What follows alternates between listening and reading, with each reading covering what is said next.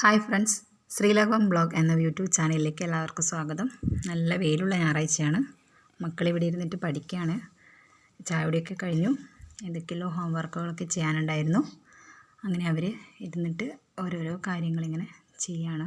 Sunday ആയതുകൊണ്ട് തന്നെ എല്ലാത്തിനും ലേറ്റായിപ്പോയി. എഴുന്നേൽക്കാനും കുറച്ച് ലേറ്റായിപ്പോയി.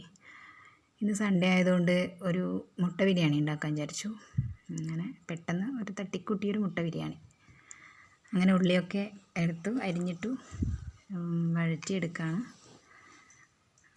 അതൊക്കെ വഴറ്റിയെടുത്തു. മുട്ട പുഴുങ്ങാൻ വെച്ചിട്ടുണ്ട്. മുട്ടയൊക്കെ അതുപോലെ തക്കാളി എല്ലാം നേരത്തെ തന്നെ എല്ലാം അരിഞ്ഞെടുത്ത് കഴിഞ്ഞിരുന്നു.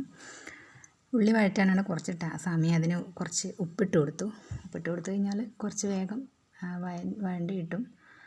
അതുകൊണ്ട് ഉപ്പിട്ട് കൊടുത്തു. അതിന് ശേഷം തക്കാളിയും ചേർത്തു.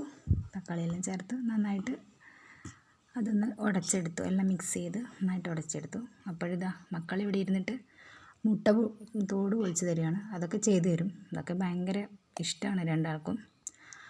അങ്ങനെ മസാലയിൽ ബാക്കി സാധനങ്ങൾ ഉള്ളി, ഇഞ്ചി, വെളുത്തുള്ളി, പച്ചമുളക് അതൊക്കെ ചേർത്ത് മിക്സ് ചെയ്ത് റെഡിയാക്കി.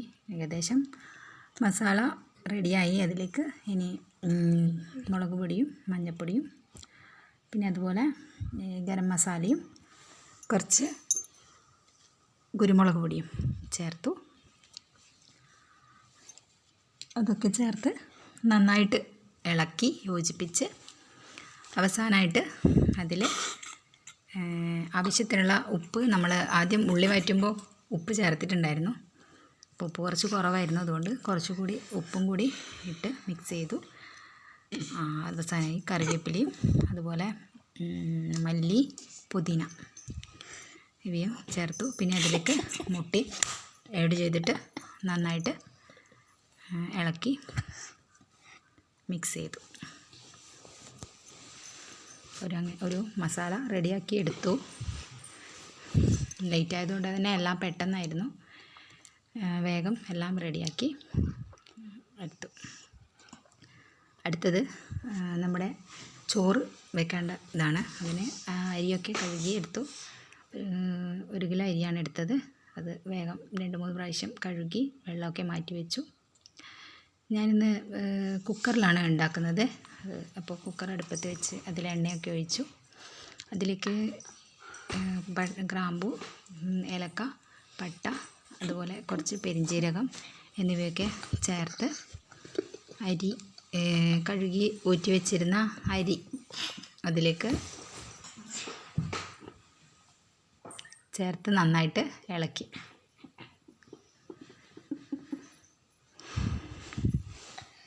കുറച്ച് സമയം ഒന്ന് ഇളക്കണമെന്നൊന്നുമില്ല, എന്നാലും ഞാൻ കുറച്ച് സമയം ഇളക്കാറുണ്ട്.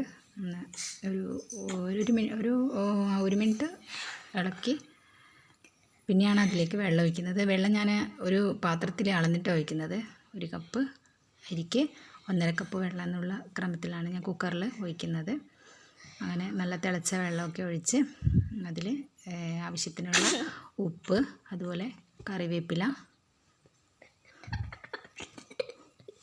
എന്നിവയെല്ലാം ചേർത്ത്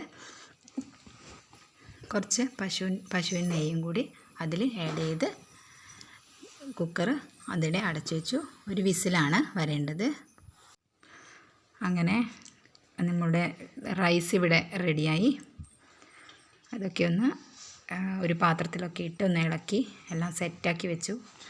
അപ്പോഴേക്കും സമയം 2 മണിയായി. എല്ലാവർക്കും വിശക്കുന്നു തുടങ്ങി. ഞാൻ വേഗം ഭക്ഷണം വിളമ്പുകയാണ്. ഇനി നമ്മൾ ഭക്ഷണം കഴിക്കട്ടെ.